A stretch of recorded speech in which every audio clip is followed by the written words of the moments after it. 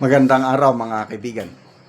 Bigyan natin ng reaction, opinion itong post ng Billionaire News Channel 20 minutes ago. Pahayag ito ni Congressman Erese. Ito na yung isa sa pinaka matinding birada niya sa Marcos Jr. administration. Ito, Erese, I won't be part of government kleptocracy. Caloocan City 2nd District Representative Egay Erese compared the current government to a kleptocracy, saying it falls short of a true democracy. Erese added that he will not participate in what he described as a prevailing system of corruption, drawing parallels to the dictatorship experienced during martial law under Marcos era. Ito yung nilagay dito yung interview ni Attorney Trixie Angeles kay Congressman Erese sa Billionaire News Channel.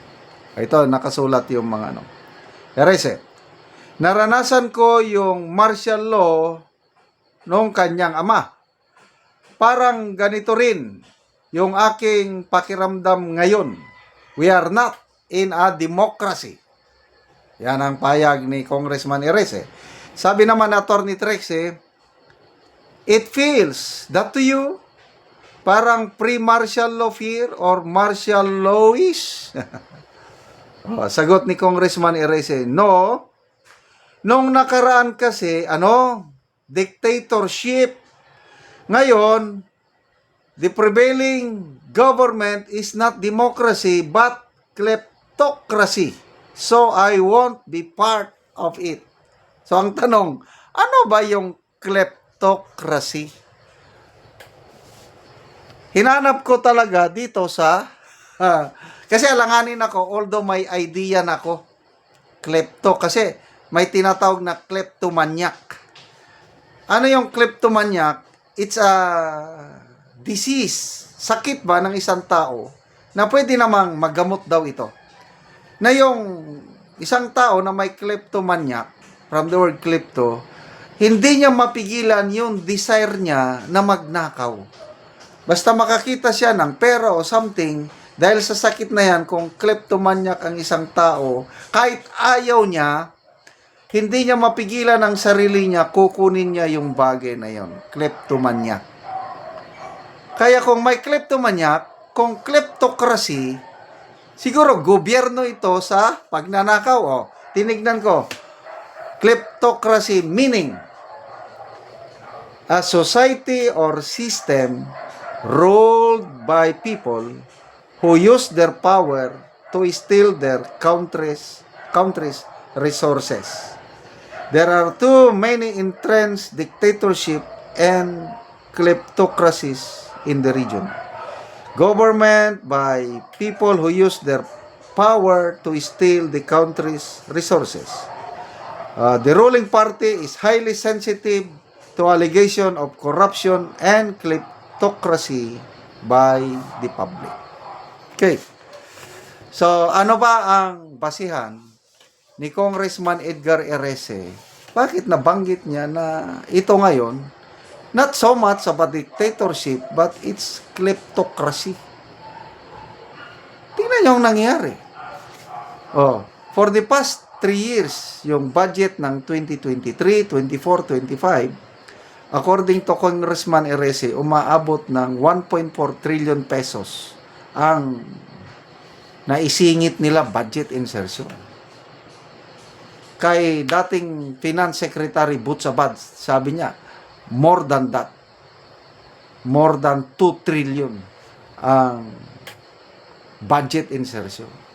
Kaya nagkakaroon tayo yung last year, worst budget in our nation's history. Ngayon, pumutok 18 brave Marines. Detalyado yung kanilang salaysay for the past halos 2 years. Since September 2022 and middle of 2025, halos araw-araw nagdi-deliver ng maleta na sa estimate nila baka abot ng 805 billion pesos. Na Pati mismo sa Pangulo, sa bahay niya sa Paway, Ilocos Norte, detalyado yung statement ng isang Bernard. Nakalimutan ko yung pila, basta Bernard. Sumakay sila ng eroplano ba yun? O ano? With Saldico, natulog sila doon, may picture siya. Detalyado eh. So, to me ha, opinion ko lang ito, agree ako dito sa observation ni Congressman RS na ang nangyayari na ngayon is a government of kleptocracy. Oh, ano ngayon? Itong aligasyon ng Brave 18 Marines? Anong sabi ni Senator Lacson? Lacking in believability. But salamat kay General Romeo Poques, nagsimula sila ng manifesto of support. Wow! Nakakalula. In just one day, more than 500 retired AFP, PNP, Coast Guard, generals, admirals ang pumirma na sa manifesto. At isa na rin ako doon. Pinalista ko ng pangalan ko, I want to be counted, na tumatayo alongside with this brave 18 Marines na nagsiwalat sa kanilang personal experience na sa ngayon binabaliwala ng administrasyong ito. So, grabe. Anong mas malala? Dictatorship o kleptocracy? Ano sa tingin nyo? Oh, basa tayo sa mga comments.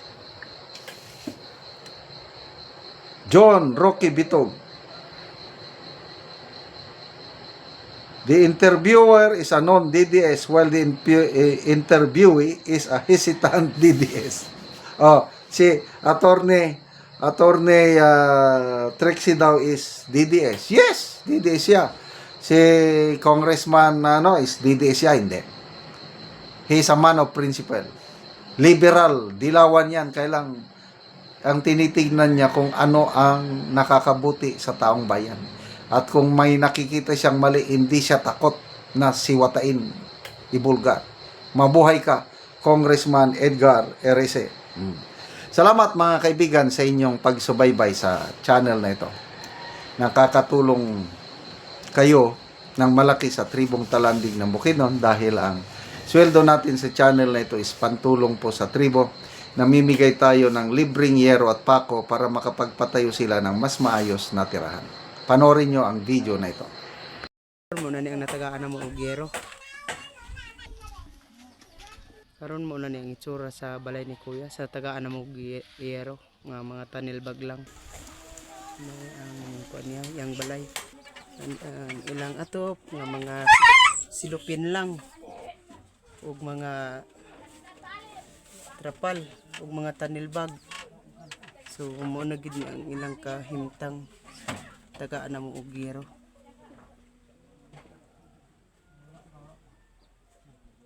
Ibutangan lang gani og mga kahoy ba ang inyong balay tungod sa ilang kahimtang ang ani lang, so tagaan na mo sila giro para nga makatop sila. Karon niya pila na gyud ka tuig nga nagantos mo nga ani lang mga silupin lang gyud nga ang inyong atop. Tulo na ka tuig. So wala gyud mo sukadya nga nakagbalay gyud og yero. Wala gyud. So silupin ra gyud. So asa man sa dinhi niya gikuha nga silupin lang nga inyong giatop? Oh, sa talakag niya mong gikuha. Di sa dulan. Oh. Inyong gipampunit. Oh. So inyong gihimudan nga atop. So asa man karon niya imong asawa? Sa Ryan. Merayon, so ikaw lang sa dire. Oh. Pila na kabuok imong anak ya? Isa. Isa pa kabuok. So pila na daya imong edad? 27. 27 ka na. Mm. So mana ni ang ilang balay ni Kuya. Salamat sa Ginoo nga grasyan kog panalangin nga matagaan kog sin. Di na gyud ko maulanan. Oo. Kabalay na gyud kog sin. Oo. Kalisod wala na gyud kapalit na mog sin. So salamat kayo sa pag hatag og sin sa ako gigrasyan din ko dili na madugay. Salamat kaayo.